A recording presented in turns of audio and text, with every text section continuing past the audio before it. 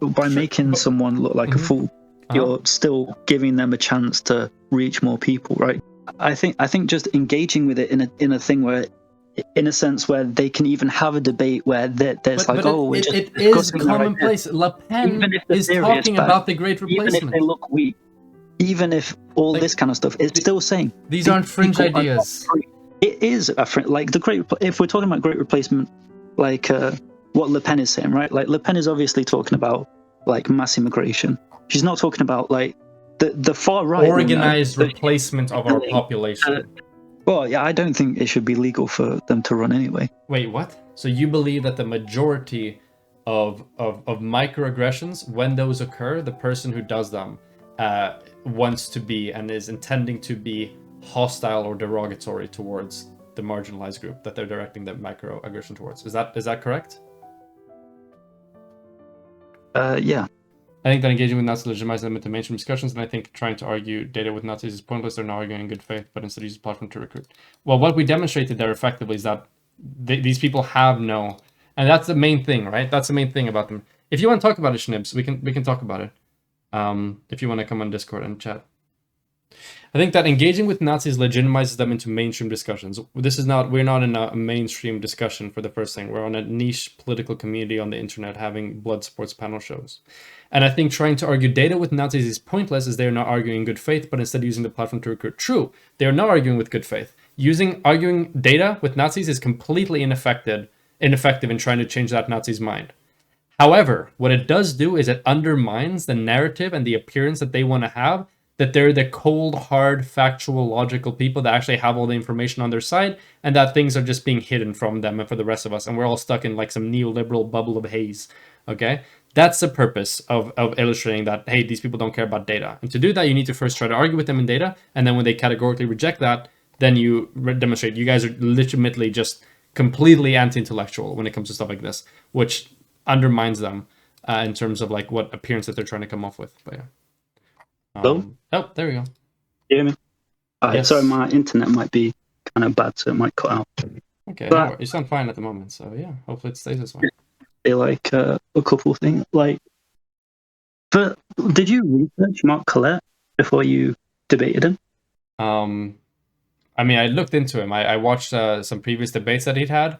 I know he has some books published, and I didn't like read his books, but yeah, like the guy is like a real like hardcore neo-Nazi. Like that's why, for example, I was pushing so hard on the fact that he needs to prove malicious intent because he believes in like the JQ, right? Not, yeah, he's not just some like internet meme guy. Like this guy is like he's actively trying to recruit people to like a neo-Nazi organization, right?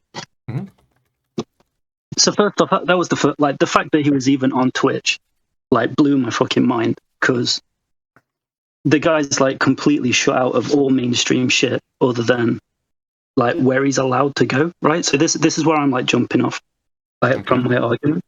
Like just the fact that this guy's basically completely in the dark online, and then suddenly there's like a platform. And like, even today with the stream that you've done today, you've got like another creator doing a drama thing with this guy's name being repeated again. So to me, this is like more people are knowing who this guy is now, right? If this hadn't happened, right, like, and I know it's not. I know you guys didn't like actually organize the debate, but like when these guys debate, right, they're not trying to. They don't care if you meme them or if you win their arguments or anything like that. I understand all this. So let's try to build this up from the ground going up. So, in that debate, do you think that do you think we won that debate in the traditional sense of the word? I mean, I have to admit, I'm an anti-debate person. I think debates are just kind of political spectacles. I think they can help to bring people to your side, and it's good for the people that do them. Uh-huh. But if we're talking about like actual political stuff, like it doesn't really serve as anything other than a platform for people just to spout their ideas, right? Did you watch the debate? Yeah, the whole thing. I watched it live. Who do you think came off looking better? I rewatched it after you've done it and watched the whole thing. Okay, what side do you think came off looking better here? Because I think there's two separate discussions here. I want to try to understand about whether or not you think you're like categorically opposed to debating Nazis, or if it's like underlying, you just think we didn't do a good enough job? Not just the debate, but like, wait one second.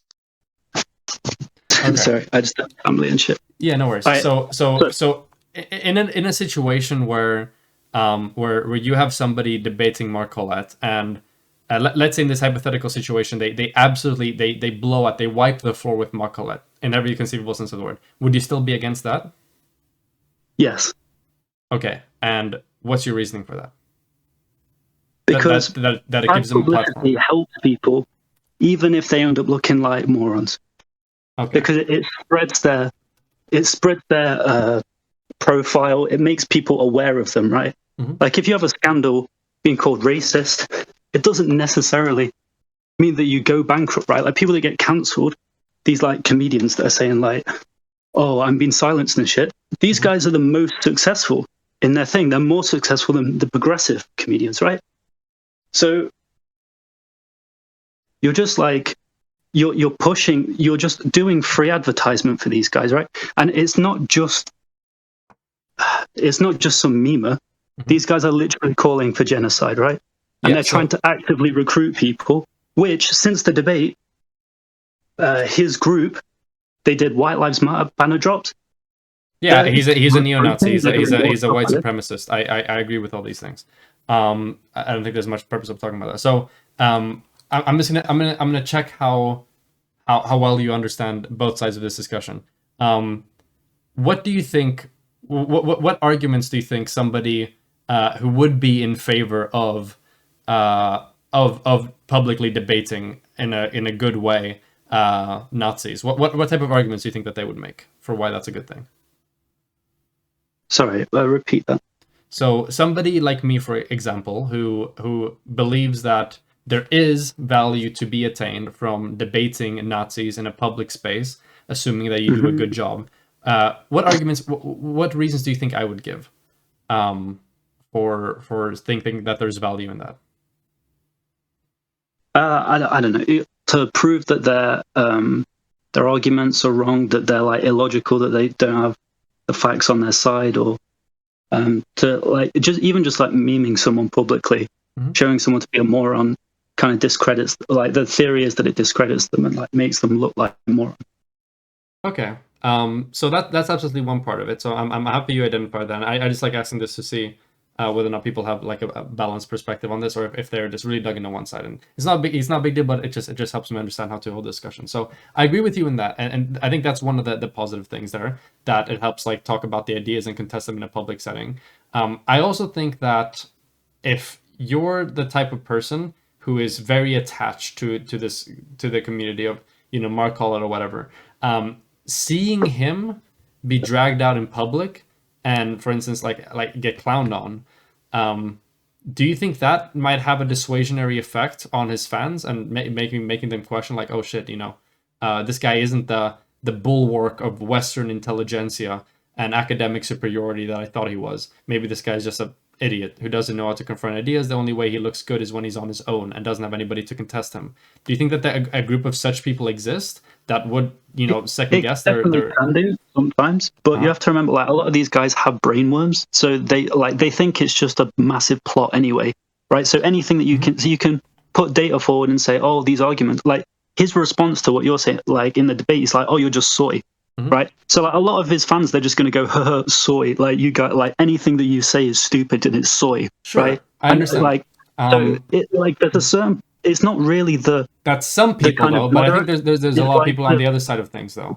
So for instance, like I don't know if you watched that part, but Politically Provoked did a poll. So Politically Provoked, you probably know that they're like a very far right like platform and like community and stuff like that, right? We're on the same page in that regard. Mm-hmm.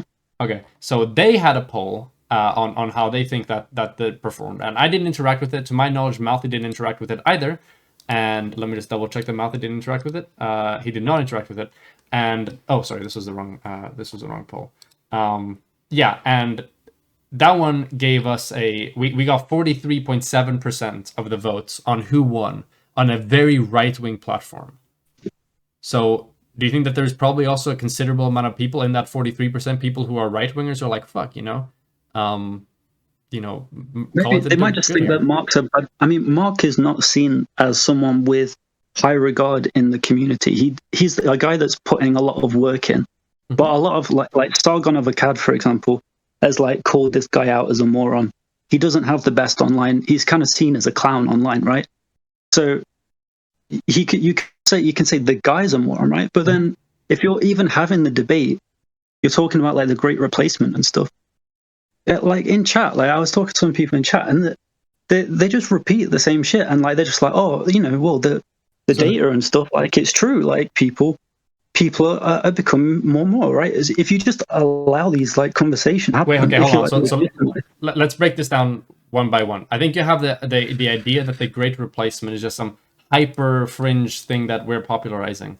The Great Replacement as a conspiracy theory has been around for pretty much as long as right-wing conservative ideology has existed, and is cited by like mainstream politicians. Like, for example, I don't know if you know about the elections and stuff that's going on right now in France, but Le Pen has herself made references and stuff like that in regards to to the Great Replacement, stuff like that. So this is not some fringe ideology or whatever that we're popularizing. This is something that is brought up in the mainstream like media, like the mainstream candidate, right, of France is literally bringing this up. So I think that it's a positive thing to give people the experience and the knowledge necessary to be able to combat those ideas. And you made me the perfect case just now for why stuff like that is necessary, right? Because you said, oh, well, people just talk about the data and how like demographics are changing.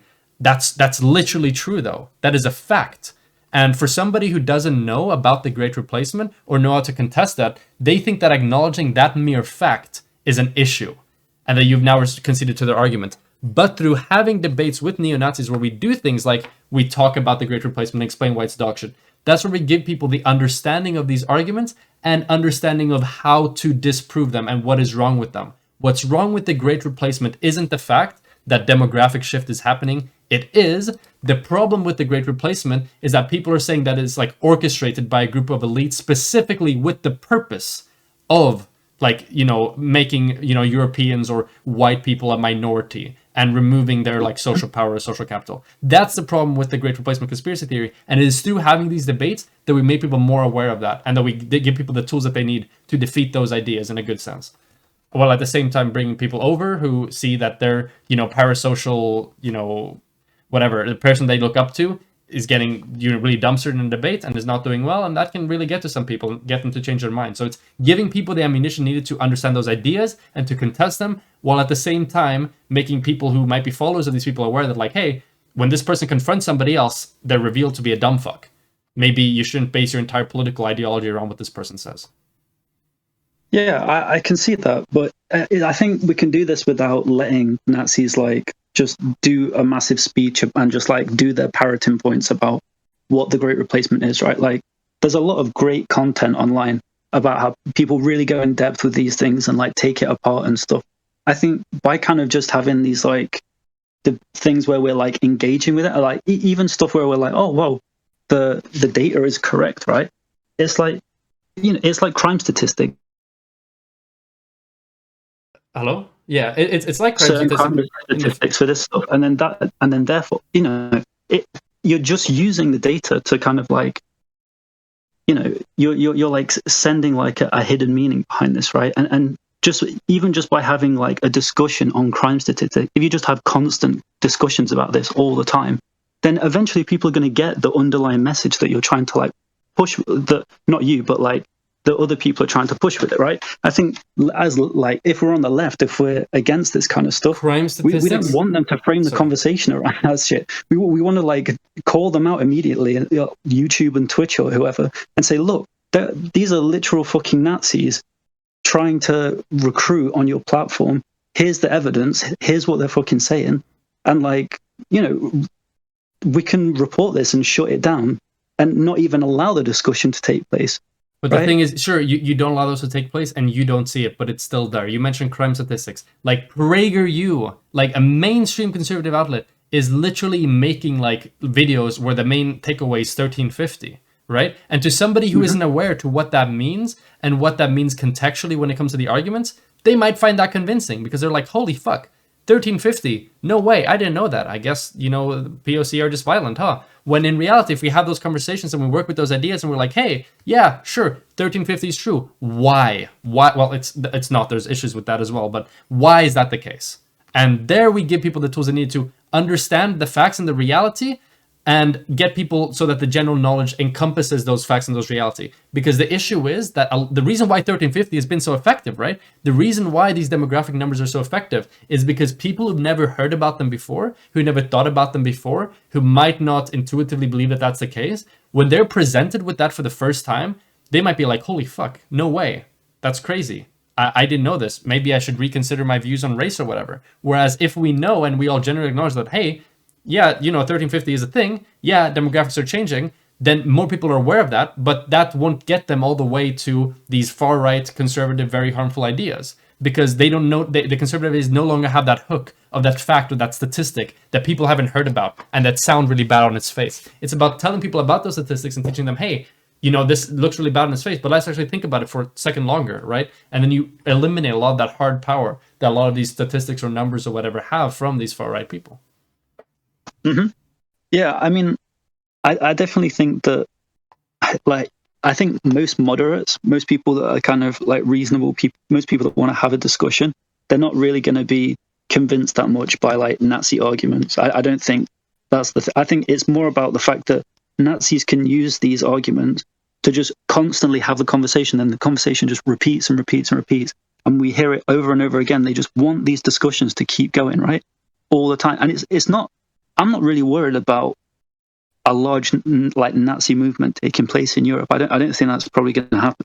I think nationalism, sure, and they definitely and the Great Replacement is mainstream nationalist argumentation. They're mainstream nationalists that argue for stuff like this. Are these white supremacist mass shooters, right? Sorry, what? That should be the jump off point, right? The guy in Germany that shot up a what do you call it, a synagogue, and the guy in Australia, right? These guys all reference Great Replacement theory. So yeah, they reference it, but mainstream politicians do as well. Le Pen references it as well. I can give you a quote if you want to. Yeah, but she's flirting with the far right she's making ground between conservatives and the far right to kind of. So in 2011, right? Le Pen said that France's adversaries are waging a moral and economic war on the country to deliver it to submersion by an organized replacement of the population. In 2013, there was a right-wing historian who killed himself, and in his suicide note, he said that the crime of the replacement of our people is something that's really important and is one of the reasons for why he did what he did. And Le Pen publicly praised this historian and claimed that his last gesture, his manifesto, his suicide note, was eminently political and to try to awaken the French people. These are not some random fringe people on the internet that if we just ignore them, they will no longer be there. These are ideas that have seeped into the mainstream and that we need to address. Yeah, they can be addressed, but I don't think they have to. I don't think we address that by letting Le Pen shout off her propaganda and then responding to it next. Here's the issue with that. Say, no, that this is. I mean, you have to look in France as well. They have pretty much they have a moderately sized left wing, but their left is pretty split against Le Pen. So it's kind of this socialist liberal split that whereas the right's kind of, you've got conservatives and far right people all working together to try and get rid of Macron, right?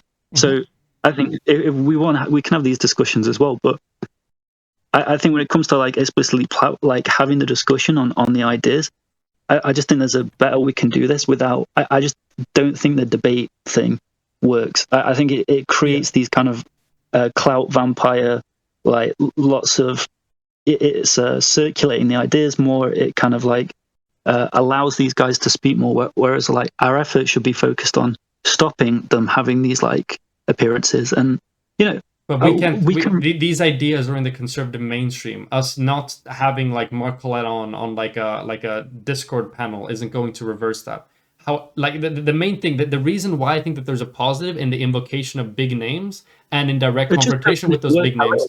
It doesn't mean that we shouldn't do it.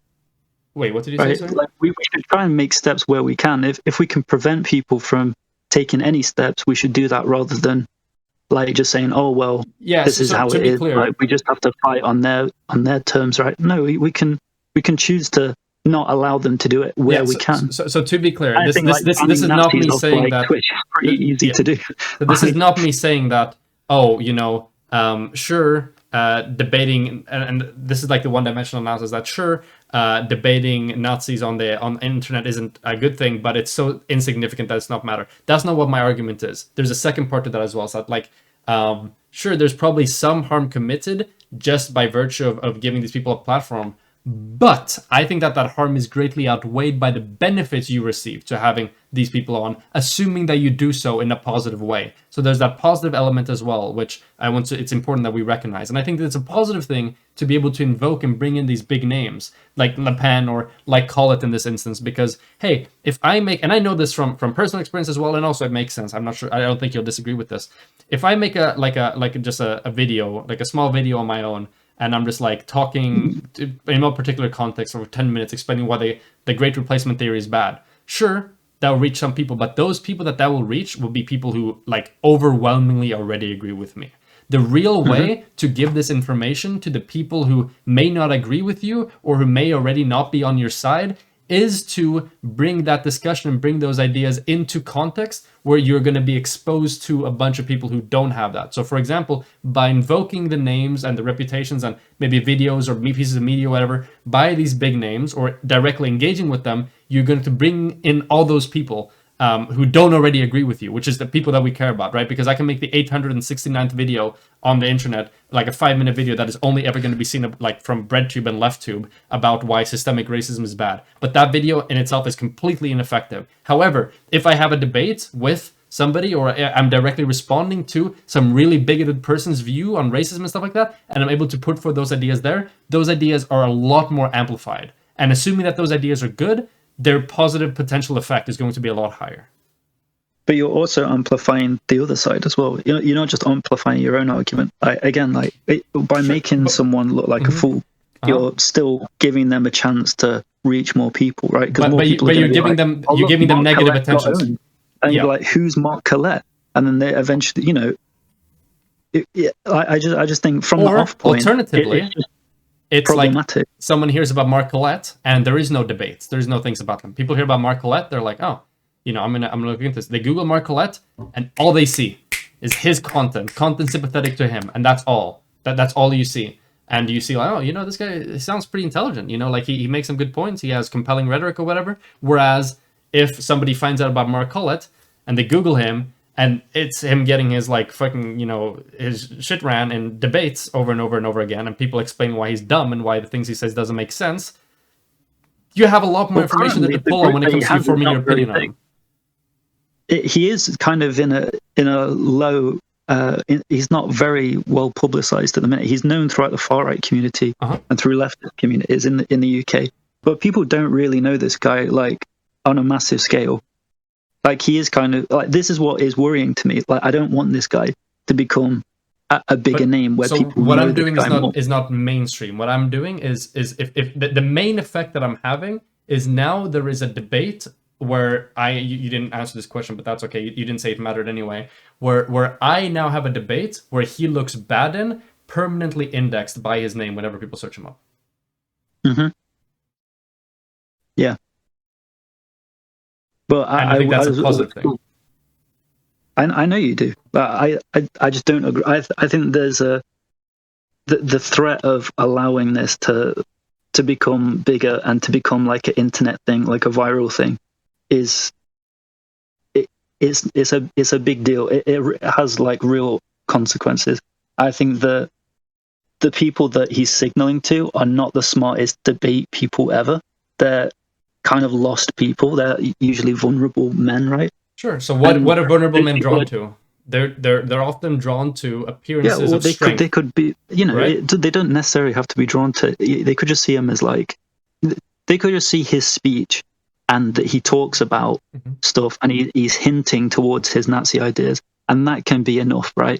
They can see you own him. They can see him screeching and being a moron and like not being very steady, but they can just be like, oh look, someone is saying stuff that like I've had him in the back of my head, right? That's good. And like, look, these other guys are talking about it as well. Like, So do you know what I mean? it's I'm not saying that the reason why debate is really effective is because the viewer who might have been susceptible to Mark Collett's belief is now going to go in there and synthetically pick a side, pick and synthesize the logical trains and syllogisms with their fancy logic keyboard or whatever to figure out which side has the most logically and factually consistent position. That's not the expectation, right? Some people would probably do that, but chances are those people are probably not going to be amicable towards those ideas in the first place. However, there is more to debate than just the subject matter and just the arguments that are being discussed. It also talks about like how you present it, the rhetorical style, the way that you hold the conversation, and all these other things. Just the impression you give off, the impression you give off of your opposition when you have these, and all these things are a lot more intuitive to grasp and understand and build emotions upon. And those things are also things that can be accomplished through good engagements and good pushback against like Nazi or like far right people or whatever in debate. So it's not just that I'm saying, oh, the only way we're convincing people is when those people like run through the logical syllogisms and realize that we're correct. It's also about doing well in that debate and coming off as well. And yeah, I get it, but I still think I think like Donald Trump is a good example of this, right? Like the guy is like obviously moronic and is like saying stupid shit, and he's not. He comes off badly sometimes, you know, in this kind of shit, but it just helps his platform, right? Like he gets called out on like saying something that like the 90% of people would disagree with, like even in how to act in a proper way, right? That like a conservative way, or you know, and it's right. It's like it's a postmodern version of his message, right? Like Nazis can put their message across in a way where they can look weak and they can look like not a typical Nazi, like a strong fascist or anything. And this can be used to push their platform, right? Like Nazis in real life tend to be like this now, like the younger ones. They don't tend to be macho men that go to the gym all the time. They're like little groiper memers, right? Mm-hmm. But these are the guys that go and they do like they shoot people, right? And they go and do like they're encouraged to do like hate crimes and all this kind of shit. Do you know what I'm saying? Like I know that's kind of like a vague way to say it. I don't know if I'm cutting out as well. I mean, I hear what you're saying, but I don't know exactly how to engage with it. I don't think that responsible and good engagement and pushback with like fascistic or very far right ideas has more negative effect than a positive effect. I think it does a lot towards potentially I'm not against pushing back on the ideas. It's more about just like I think just engaging with it in a thing where we're talking about it like in a sense where they can even have a debate where there's it is commonplace. Le Pen is talking about the Great Replacement. Even if they look weak, even if all like, this kind of stuff, it's still saying these aren't fringe ideas. This is like all right. It is like the great. If we're talking about Great Replacement, like what Le Pen is saying, right? Like Le Pen is obviously talking about like mass immigration. She's not talking about like the far right organized replacement of our population, the Nazi Great Replacement theory. But what she's talking about is people's discomfort with immigration, right? Which is a different thing. Organized replacement of our population. Does that sound like just like? Oh, this person just has a few issues with immigration. And a fascist are going to read that completely differently. You know, even left-wing people can be against bringing in immigrants to, like, in my country, right? Like, a lot of the left-wing unions are against immigrants from Poland because they think it undercuts British labour, right? So everyone that has a different framework to view this stuff is going to read it in a different way. A conservative is not going to hear that and go, oh, yeah, it's like what Hitler said. Like, I agree, like, it's the Great Replacement. You know, they just think the Great Replacement... No, but what's going to happen is that they're going to hear this rhetoric, they're going to hear this idea be tossed around, they might be like, huh, okay, let me look into this idea. Wow, look at that, look at all the information, look at all these cool right-wing, hyper-macho cool figures that sound so rhetorically, you know, efficient and come off as being so intelligent or whatever, and are really strong bastions for this idea. Maybe I should look into it. As opposed to... damn, you know, Le Pen here is talking about some replacement or whatever. I think I've seen some discussions and conversations about this.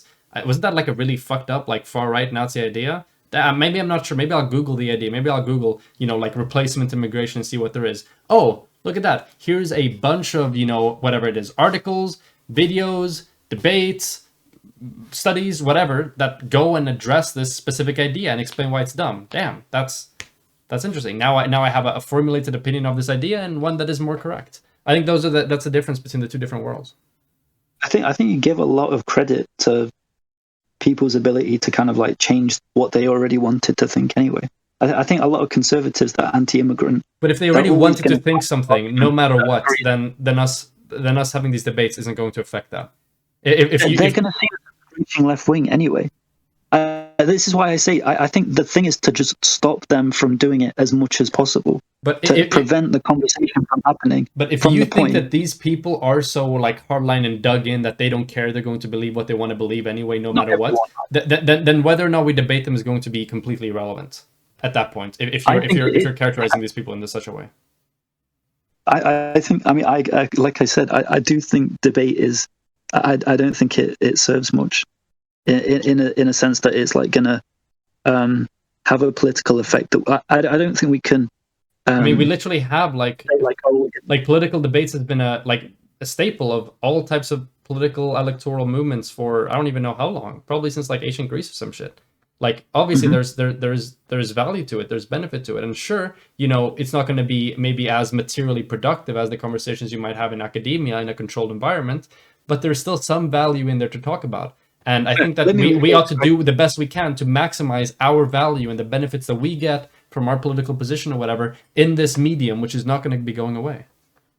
Mm-hmm. Yeah, I understand. A debate is like a tradition of democracy and all this stuff. I imagine if the media stopped platforming Le Pen, they said she's a Nazi, she's saying Nazi shit, we're not going to let her on our platform. Do you think that would have more or less of an effect than like just the media saying, oh, let's bring her on, and then someone that's opposed to Le Pen just completely owns her on TV? Right? Like the media is complicit in this. The platforms that are doing this for clicks and doing it for because it's beneficial to them, right? It creates engagement. That is helping Le Pen push her platform, right? Okay, so number one, the belief that all of media is likely to just be like, oh well, we're just going to completely. No, I'm not saying it's likely. I'm saying like you understand like the concept, right? Like they are like the media. This person is running for president. They have like 40% public approval. They're not going to go away if you just stop platforming them. Well, yeah, I don't think it should be legal for them to run anyway. Wait, what? What does that mean? I think if a Nazi runs on a... Well, wait, so I needed to make up your mind here, because before you were saying that, okay, well, Le Pen wasn't actually that extremist. She was just kind of flirting with the idea a bit. And now you're saying that she's a Nazi that shouldn't be allowed to run. Which one is it? I don't think I'm like, she's definitely far right, but she's not. I don't know if Le Pen gets in, they're going to create like a fascist utopia or anything. But you said she shouldn't be allowed to run. I think that should be. Well, it's not. I don't think anything is going to change. I think she's going to be able to run. I think if she was not able to run, that would probably decrease the amount of like people being. How would you do that? How would that be done? What would that even look like? Just make it so she's not allowed. So that platform being able to push on like. So from what law is going to stop her from running? Like, how's that going to work? But I don't think that's going to happen. Yeah, but how would it work? I think that would probably be better. You said it was yes. So how would that work? I don't know how it would work. It's something that's never going to happen. But I'm like, if we're talking about in reality, like what's actually going to happen, like obviously she is running. The media do operate in this way. You can't really do anything in that, right? I'm just saying that we can look at how the media is complicit, the electoral system is complicit in helping these ideas be pushed and spread, and how that I agree affects that sometimes media can have that negative effect. So, for example, if you have Richard Spencer on your show and you just allow him to uninterrupted talk for like 5 minutes about his white ethnostate memes or whatever, and you have nobody to push back and notice and pick out the effects there, and because That's it's an such a niche interesting idea that example. the average person hasn't ever engaged with, the hosts there are just kind of like, oh, that sounds interesting. You sound very polite. I thought you guys were supposed to be really rude. That's irresponsible platform. I mean, I agree with that. And I'm not arguing for that. I think that's negative. However, I think that when you talk about these ideas, especially if they're getting so popular, like Marie Le Pen, who's literally the second like candidate, right? You need to have people that are in place. You need to confront those ideas. You need to be like, hey, this is why these ideas are dumb. If you just push it under the rug, it's not going to disappear. Yeah, I mean, France is not in a good way. Like, I don't know what to say. There's no, I don't have the answer to. So do you realize kind that of we're having like a prescriptive argument about what we ought and what we oughtn't do, and then whenever I push you on something, you fall back to like the descriptive pessimism. You realize how you keep doing this? On France, but I mean, there's lots of stuff that could be done to count. I mean, it's difficult now because Le Pen's basically been allowed to organize. It wasn't her dad as well. Yeah, but you say she was allowed to, as if we should have barred her for. But late now to do something about it. But okay, she's, as you said, she's the second candidate in France, right? Like, I don't know what I can say or what I can prescribe to. Like, we're gonna organize a protest, and that's gonna suddenly make her popularity less. Like, these ideas have spread. Well, we need to do public demonstrations, but we also need to get people educated and understanding of the arguments that she makes, what the common rebuttals are, because the majority of political movements isn't me having a debate on Politically Provoked with Mark Collett. It's people forming their political experiences after the people that they meet in real life, right? Their interpersonal experiences, the things they've been through, but also the people that they respect and look up to in real life. And if we provide as many of those people as possible with the tools and with the equipment necessary to recognize who people are who spread really dangerous, fascistic, anti-democratic beliefs, and also the tools by which to dismantle their arguments, that is fundamentally going to be a society that is better off when it comes to dealing with these types of issues. Yeah, maybe. I mean, I'm not I don't have the best view on the European societies that are happening at the minute. But you brought up Richard Spencer earlier. Richard Spencer can't do an in-person rally anymore because of the counter-protest that will come against him. Like, he even admits this. I don't know if none of this. Hopefully, but Le Pen doesn't have this. Right? I'm not against anti-protest. Yeah, because she has 40% approval. I know. I admit, like, that she is popular. But like, okay. It didn't just happen overnight, right? She didn't just like come out and say, like, from nowhere and be like, oh, like, here's my idea, and then suddenly 40% of the people join. France has a massive history with racism. So she was able. Sorry, anyway. I'll let you speak. Did you have anything else you want to say on that specifically? Because I think I've been cutting you off a few times, and I don't know if it's fair. But what Le Pen was effectively able to do, and same thing with Trump, right, is they were able to capitalize on a portion of a population or a sentiment that existed that had gone unaddressed, that enough people hadn't picked up on. And if you ignore these types of, like far right, whatever populist beliefs, when they're in their budding stages, when they're in their obscure places in the corners, what ends up happening then is that they end up amassing power, they end up growing strong, they end up forming coalitions that eventually, once again to the mainstream, bang, nobody has any idea how the fuck to challenge those ideas. And what ends up happening? You end up having CNN having Richard Spencer on and just him giving his thing and then being like, wow, I had no idea Nazis could be this civil. No fucking way.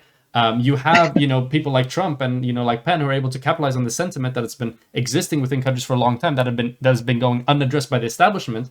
And once they've had that initial formation, they burst out into the mainstream and nobody knows how to address what they're talking about because nobody's familiar with those qualms. Nobody's familiar with those arguments. Nobody's familiar with those talking points. Nobody's familiar with those underlying sentiments that they're taking advantage of. And that's why we need some level of discussions about these topics. I'm not saying give all the Nazis megaphones and just let them have uninterrupted like 60-hour news slots on, like whatever, Fox News. All I'm simply saying is that, hey, we ought to confront dangerous ideas as long as we confront those ideas in a responsible way, which demonstrates their silliness and their stupidity. Because I think that way we arm the population with the tools necessary to fight back against these ideas. I would say if there is going to be a debate, I would trust you to be able to do a debate in a responsible way. I'm more like just trying to caution against like kind of legitimizing like this kind of stuff in more of a broad sense. I know the debate was done on a platform that's like right wing anyway, and we can't really do much about that. But still, like seeing Mark Collett on Twitch, like it was fucking shocking. Like I would not expect to see this guy, because he is relegated to the sidelines so much on this kind of shit. And I don't know how much you can lever your platform, how much you like have contact with other creators and stuff like that. But I think we can kind of shut these things down when they can online. Like I think YouTube banning Nazis is probably quite easy to do. Like if Destiny can get banned for saying some transphobic shit, like people that are talking about, if you type in Great Replacement on the Wikipedia article comes up straight away saying that it's a far right conspiracy theory, right? So I think we can like take action to be able to prevent this stuff from happening where we can, instead of like giving them meme cows where they can kind of like use it for their own propaganda. Because I mean, Mark Collett could just like cut what he's saying, could cut the debate to like make it look like he's winning, and he'll just like share it to his audience, and then they'll share it to their Facebook friends, and then that whole thing is, whereas if the result was like, oh, the channel that hosted Mark Collett now is banned off the platform for hosting a Nazi, and that like anytime anyone tries to host Mark Collett now, it's banned and it's not engaged with because like he's literally a Nazi trying to spread his ideas. I think that's better. Like that's what I'm saying. Like I'm not trying to prescribe stuff for this like grand political thing of like we're going to be able to stop the far right in its like whole thing. I think, especially in Europe, I think it's pretty much taken hold. I mean, I'm coming from the UK, so we had like Brexit, which was obviously there's these like elements that are like quite they're in government now, right? Like, so I'm not trying to. I don't think can kind of we can fight back against it in that way. I think, but where we can on the micro level, we can take some steps which I think are just quite obvious, which is just like levying our influence. I mean, I have no influence on Twitch, right? So I can't really like if I yell in someone's like chat, they just are like I'm just like a lone moron. Right? Now you got a megaphone because you're out here. Okay, you were in Roser's chat. Okay, and I care about my lowly chatters. Yeah, I'm going to be known. Okay, yeah, I disagree with a lot of what you said, but I think that works fine as like a closing thing, and I'll let that remain there. I have just a few questions. Did you say that everybody in chat before were Nazis because of them agreeing with me on this take? No. There was a guy in chat, and he was said like, "Is the Great Replacement real?" And he said yes, and then that made me think. Oh, okay. If the Great Replacement is real, then okay. I mean, I still think if you like parrot talking points and this kind of stuff, like you're pretty indistinguishable on an online chat from a Nazi. So I don't really feel bad for assuming that people that talk that I think way that's fine. If somebody says that they think the Great Replacement is real, then it's fine with you saying that. I get that. Did this person say that they think that Great Replacement is real, or did this person say that they think demographic change is real? Well, that's the thing. Do you think those two things are the same thing? Is the Great Replacement real? And it's like, yes. And it's like, no. And it's like, oh, data is data. Like, it's just the data. This is what people, like when people just start saying like, oh, I'm just quoting statistics. I'm just quoting the data, right? Like to me, that's just a red flag. Like, okay, but hold on. Do you realize the difference between saying the Great Replacement is real and saying that demographic change is real? It depends, right? Like, you can talk about demographics in different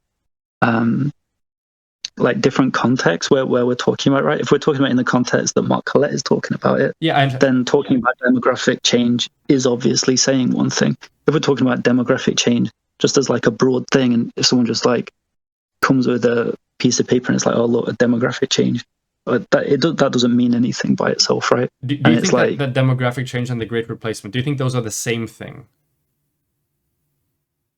Well, no, obviously the demographics have changed in Europe. Like, yeah, like I live in the UK. So what's the difference then? What's the difference that you recognize there between demographic change as a phenomena and the Great Replacement as a conspiracy theory? What's the difference there? Again, it's the context of why people are talking about it. Do you think it's just the context, or do you think that those are two different things? They are two different concepts.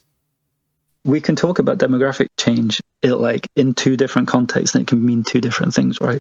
Like we can just talk broadly about data and just be talking in a secular way that has no implication, and then we can be talking about it in the tone of like far right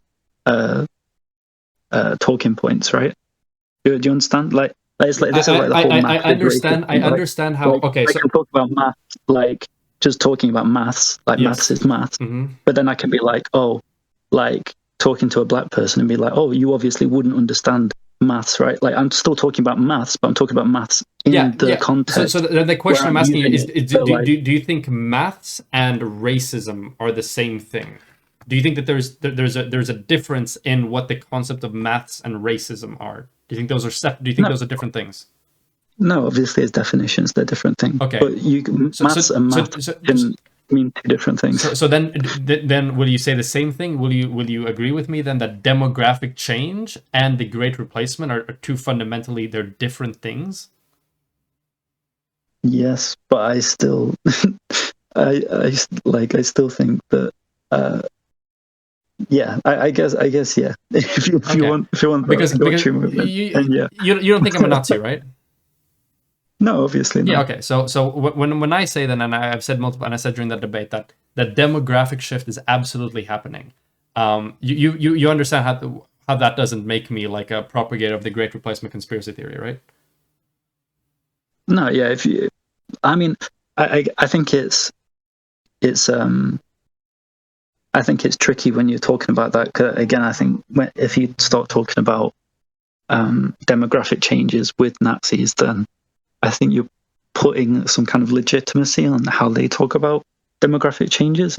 But like the conversation about demographic changes was obviously in a debate about the Great Replacement. So I think the context is like racist in that sense, like it's not really something that's like up for discussion anyway, because we know why the demographics changed in Europe pretty much, and it's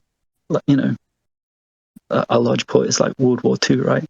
Like the European countries destroyed each other, so we have less workers, so we imported workers. Okay, like that's why the demographics changed. Okay, it's not like but you can agree. So let's say that's kind of like that conversation about demographics is different than talking about it in the context of the Great Replacement. I hope that makes sense. Maybe I'm just babbling here. Okay, so but you would agree that like let's say who is it that does the census polls? Like I don't know, Gallup and Harris or something. If they have like a board meeting and they're just like, so we're going to publish a new report on a bunch of numbers and statistics and polling about the United States of America. We see that the racial demographics have changed in this and this way. Is that propagating the Great Replacement conspiracy theory to you?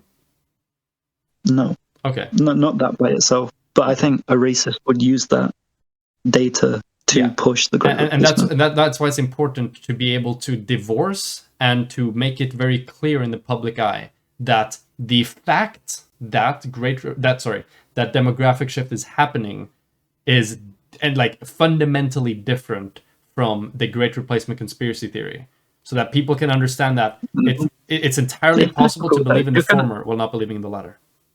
Yeah, I agree, but it's difficult. Like if you're trying to talk about this stuff, you have to like say, oh, demographics change, but like blah blah blah blah blah blah blah, and then like the other side can just be like, oh no, it's not. It's just these people are doing it. Like it's difficult to formulate like proper arguments against like just hit pieces. I think it's better just to be like, oh, point out that these people are just doing stupid hit pieces. Like they're not actually trying to argue. They're not engaging in the debate to properly talk. They're just spouting propaganda, and we should not let them spout propaganda, right? Like that's my side of it. I think we're stuck here as well. But that's okay. And then one final thing. I read this message, but I didn't get the entire thing. Do you think that white people shouldn't talk about issues in regards to racism? No, I think we should, but I think that the authority. I think white people generally don't know what it's like to experience racism in Europe. Mm-hmm. So, and also white people tend not to be the best at being anti-racist. It's quite well observed that sometimes people that claim to be anti-racist that are white end up being massively racist, like in like microaggressions and stuff like this, right? So I think it's I'm not really the best person Do you to think talk about racism, that microaggressions make somebody massively racist? I think if you want to have this like society where all races are like living equally with each other and like getting on perfectly, I think that the majority group that is most responsible for doing the racism needs to recognize when we're doing stuff that's making the minorities not want to engage with us, right? Like, yes. Minorities are not going to engage with white anti-racists if when they join the white anti-racist groups, they just leave because they just get shouted down by white anti-racists, right? I mean, of course. I mean, shouting. Yeah, of course, I agree with that. You didn't answer my question. Do you think that a white person who, and you give the example, who does microaggressions, does that make that person massively racist? It depends how much you do it. I mean, like you could be someone that's like not being overt saying like slurs or anything, but you're like constantly putting down like minorities in like subtle ways that you're not aware of, but the minority person is aware of. If you do that a lot, constantly thinking that you're anti-racist, then you are doing lots of racist things, right? You might even be doing more racist things than some, right? Like I'd have like there's a great book on this called The Progressive Plantain, which is about a Black Panther that joined like the IWW in America and stuff, and he joined these like anti-racist groups, and this is the experience that like he found from like if you talk to black people, I agree 100%. Say this as well, like yeah, I agree. I agree with what you're saying, but so microaggressions are something that can happen unintentionally. We're both aware of this, right? That probably most microaggressions are probably unintentional. Yeah. Mm-hmm. So, do you think that doing something that unintentionally has like racially derogatory effects, such like to the scale of microaggressions, and doing that makes somebody massively racist? Sorry, you cut out then. I was saying like if you do, if someone is being doing microaggressions, that can be overtly racist. Yeah, so microaggressions can be something that is, and I think for the most part, right? I think, okay, hold on, we could start here. Do you think that most microaggressions are intentional or unintentional? Do you think that the person saying that is like, I'm specifically trying to be derogatory or hostile? I know they can be, but do you think most of them? Do you think that most microaggressions that occur, the person who does it is thinking, I want to be hostile, derogatory, or negative towards this marginalized people? No, most people that are like using microaggressions in a racist way probably think that they're not racist. No. But do you think that most people who do it do so intentionally? Do you think when they do that microaggression? I don't think it might not be intentional, but it still can be a racist act. I agree that it can have racist outcomes. I'm sure it has outcomes that are negative for racial minorities. I agree with that. I'm cool with that. So if we both agree then that microaggressions is typically something that is unintentional, right, for the most part, mm-hmm. Would you say that somebody who who happens to do a lot of microaggressions is massively racist? I don't know. I don't know if I would say that microaggressions are mainly unintentional. Like there is a lot of people that like kind of hide. Like Germany is a good example of like you can't really be an out and out Nazi in Germany, but you can do lots of little things. Sure, I understand, but that's why I asked you the question beforehand. If you think most microaggressions that occur are done. I don't know if it would be most people. I think it would probably be close to that. Like I think Okay. a lot of people that are kind of doing this kind of stuff are, but I mean, it is kind of. I think most people are kind of engaged in this anyway. Like it's this kind of weird thing where like the people that are racist are doing it, and the people that think that they're anti-racist are probably doing it as well. Yeah, maybe. So I asked before if you think the majority was intentional or unintentional. I think you said that you agree with me that most of it is probably unintentional, and now we've kind of gone back on that. So I think we're stuck a little bit. Yeah, I would probably go back on that and say that probably like the majority is probably some kind of intentional. Okay, but I think that's coupled with okay, also people that are unintentionally. So just to be clear, because I think then we have a difference in opinion here, and I think we can move on. So you believe that the majority of microaggressions, when those occur, the person who does them wants to be and is intending to be hostile or derogatory towards the marginalized group that they're directing the microaggression towards. Is that correct? Yeah. Okay. I think we disagree there then. Okay, yeah, my take on this is basically that I agree with you that it's probably, especially in the day-to-day, in the interpersonal, it is absolutely easier for somebody who's part of the minority group to avoid certain, commonplace cultural tropes or pitfalls that might encourage or build up like racist attitudes. I agree with that 100%. I think that that definitely having that experience provides you with a valuable perspective that somebody who hasn't experienced it will never be able to truly understand. They can read about that, they can internalize that to some extent, but experiencing something is very different to trying to put yourself in somebody else's shoes. Now, putting yourself in somebody else's shoes, incredibly valuable, not trying to diminish the value of that, but it's not quite the same as experiencing it for yourself firsthand. However, even people who haven't directly experienced it can be read up on it and can understand these things with a significant and with a good amount of depth and understanding to the point where they're able to responsibly advocate for it. But I would agree with you that assuming that knowledge, that theoretical and like abstract and empirical knowledge is the same between two people and one of them has the experience and one doesn't, the person with the experience would probably be the better advocate. But I don't think somebody with experience but no macro theoretical empirical understanding at all is better off than somebody with loads of that but no personal experience. Do we both agree on this? I think that like the people that are really read up on it that are not minority groups, that part of a minority group are all white. I think that's a minority population. I think a lot of people, the majority of people, think that we're acting in ways that are not racist, but really the effect of that is racist acts. Like, Le Pen is the second biggest candidate in France. Okay, so I understand what you just said, but that wasn't about what I said before. So what we're talking about is specifically selection for advocates, right? Mm-hmm. And there, I think when it generally, like, if I want to hear about the health sector, I talk to a nurse. If I want to hear about teaching, I'll listen to it. You should probably listen to minority groups. No, you should listen to minority groups first because they're at the forefront of it. They experience it and they can explain it better.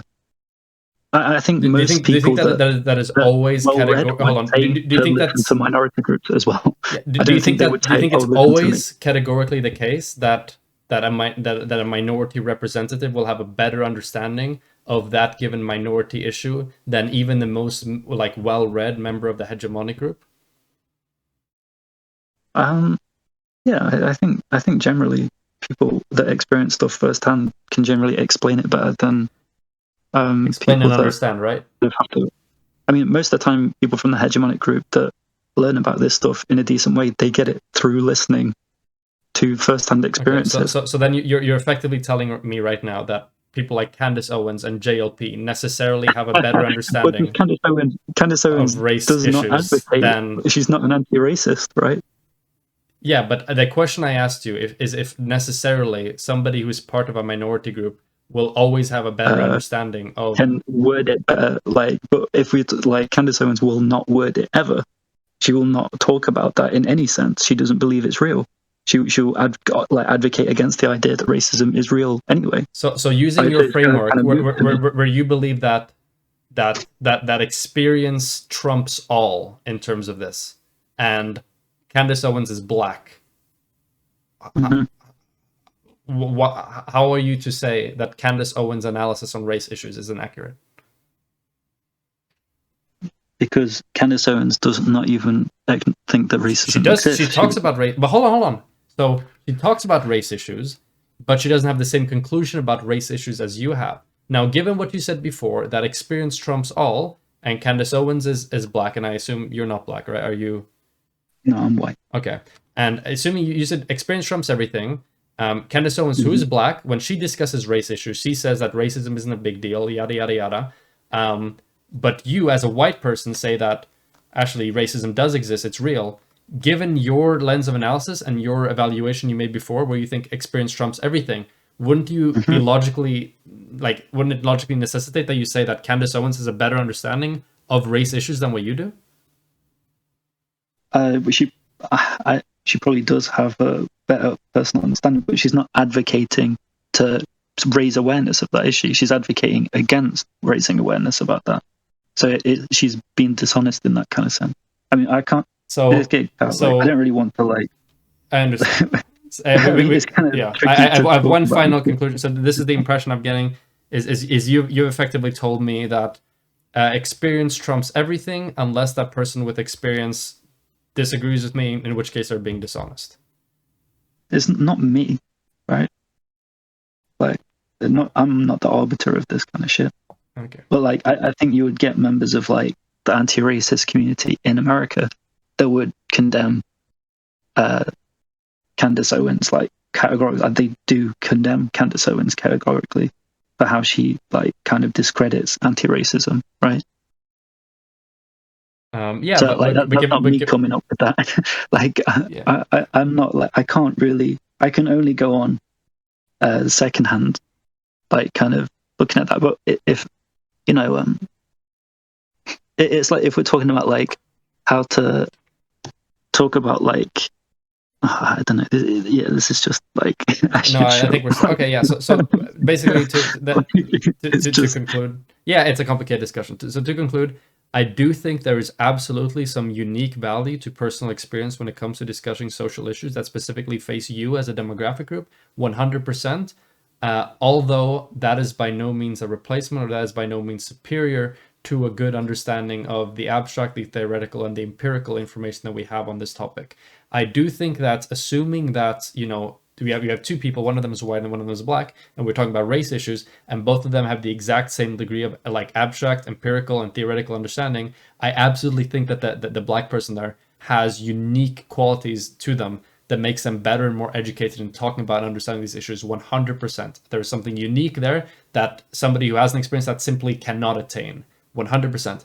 However, I don't think that quality makes up for a lack of the abstract and the theoretical understanding. It's hard to say which one is better or worse. But for example, I would trust a white race scholar over Candace Owens or JLP on race issues. That's what I would say. But I just think it's weird to bring those people up specifically, because if you were trying to educate yourself about racism and you went to Candace Owens, do you think that's an informed thing to do on your end? I wouldn't think it's informed, but I'm sure that everybody who listens to Candace Owens about race issues thinks that it's an informed thing to do. Okay, but we're not talking we don't want to listen to people that we don't think have got the right answers for that, right? So if we're trying to, if we're doing this, you obviously wouldn't go to Candace Owens to talk to someone about that. You'd probably go to Bell Hooks or Angela Davis or someone like that, right? Yeah, I someone that's actually talking about this in a comprehensive, like kind of enlightened way, rather than like someone that is just kind of like gaslighting people and saying like, no, like, so you do acknowledge then that personal experience that doesn't mean much on its own. You need, and it's very significant that you have that abstract, empirical, and theoretical knowledge base as well. We both agree with this, yes? Yeah, but still, like, I think if we're going off like just theory, and then we're taking like people that only get this through secondhand, or someone that has first-hand experience, and then they're also like you're talking about like someone that can explain their arguments better. Like obviously, like any group is going to have people that can explain theories better in a more clear way than someone else, and like you should obviously go to someone that's I mean, it's like I said before, right? Assuming that both people have the same theoretical, empirical, and what's it called, and theoretical, empirical, and abstract understanding, then if one of them has personal experience and the other one doesn't, I think the person with personal experience wins out there, and like edges that out, and it's a significant positive, especially when it comes to the domain of qualitative research. Qualitative research is super important for expanding the domains of the research we do in the quantitative sector. I myself was guilty of underestimating qualitative literature and just being like a quantitative literature bro until I did my course, and I learned that qualitative research is super important, and for that, personal experience is very, very important for that. So I mean, I recognize the effect of that. I just think we have a mismatch in how much exactly we value them compared to the two of us. But did you have any final thing you want to talk about? Because I think those were the main things I wanted to mention. No, I probably got to go, to be honest, bro. All right. Are you in Australia? No, I'm English. Oh, you're English. Okay. There's a bit of an Australia. I was like, you're up way too late if you're in Australia. But yeah, you're discussing Britbonger instead. So yeah, to be honest, like send me to the guillotine. Like it's fine. Okay, hold on. Whoa, in Minecraft. Okay, chill. All right. Well, it was a fun conversation. I hope you have a wonderful rest of your day. Yeah, nice to talk to you. Yes. Bye bye. Bye. Okay.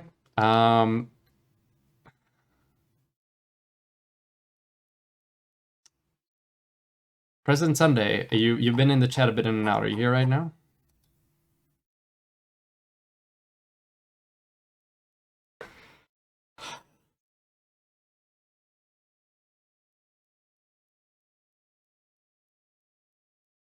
Sorry for feeling. Yeah, it's okay. It was an interesting conversation.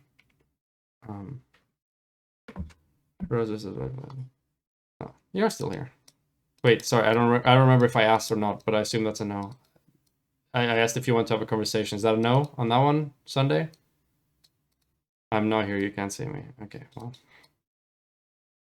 do you wanna hop on and talk?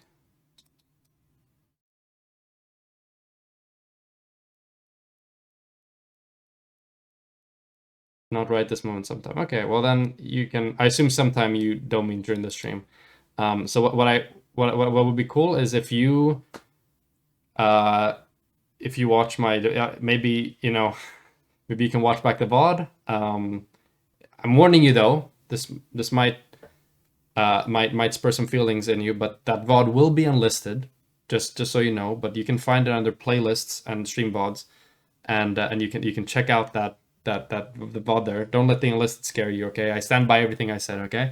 And then you can watch my review of the thing, and then once you have an idea of what I thought of my impressions, then we can schedule a conversation. So yeah. All right, excellent. Let's move on from this stuff.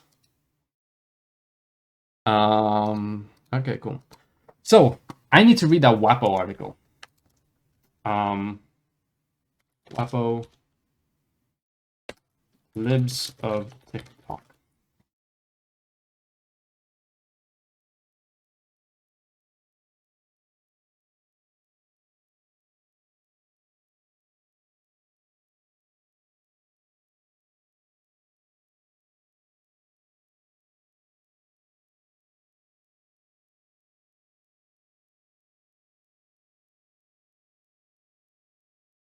Okay, hold on.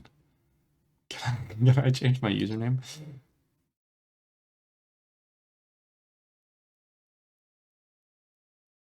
Can I just have Elton? Okay. Are we good now? Okay, we're good. Okay, cool. Okay.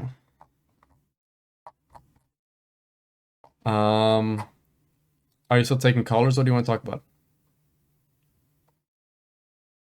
We're reading about the libs of TikTok stuff right now. It's gonna be the plan. I'm not well enough to comment on Rose's lack or abundance of meta ethics understanding. Yeah, okay. Hot take. Personal experience means nothing. You're not. No, you're okay. Without systemic research, I mean, it means something, right? If you have two people, both of them have zero research engagement with the subject, but one of them has some degree of personal experience, it's something. It's not enough on its own by any means, but it's something, right? That's the way I look at it. And if you have personal experience complemented with systemic research, that's just amazing. Rose, the eye twitch. Wait, Android, what do you want to call about? Okay, hold on. I'm just gonna. Should I speak to the bathroom or should I? No, I'll just. I'll pump this out. Oh fuck! I've been streaming for 4 hours. You're also thank you for the donos. I'm gonna read those out. I got them before during my segment, and I didn't want to comment on them because it's rude to comment and be like, "Hey, thanks for the super chat" in the middle of a conversation or in the middle of a segment. It's pretty cringe. But thank you so much for your donating. You are not cringe if you donated, even though I didn't read it out. But just Android Apex. Oh, that was you. $5 to super chat. Proving intent is important and showing that white placement is real. Otherwise, just changing demographics. True. Thank you, Android Apex. With the other $5. Just wondering when the next call-in stream is. Ooh, probably in a while because I had one pretty recently. But yeah. And then also I got this one offline from Masuds19, $100. Hey Rose, I've been following you for a while, but even more so in the past month. I really appreciate your level-headedness, nuance, and goodwill you contribute to the Twitch politics space. Thank you, Masuds. I really appreciate that. It's very kind of you. You should turn that notifications on. Yeah, probably. Just recent debates. Oh, talk about what I just talked about there, like a meta talk about the meta talk. I don't know about that one. But yeah. Super chats. I think you're a super guy. Okay.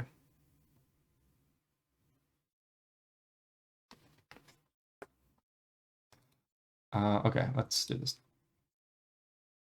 Libs of TikTok doxed. Base or cringe. Okay. That's a tab.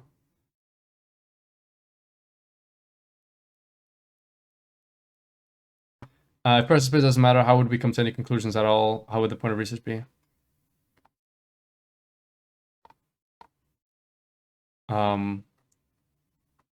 mean, that's a question. It's okay. It's a complicated. All right, we're moving away from this. Let's not get stuff. Oh, Princess, you're here. Hello, Princess. Foil wasn't watching. I'm kidding. Okay. Okay, let's do this. Okay.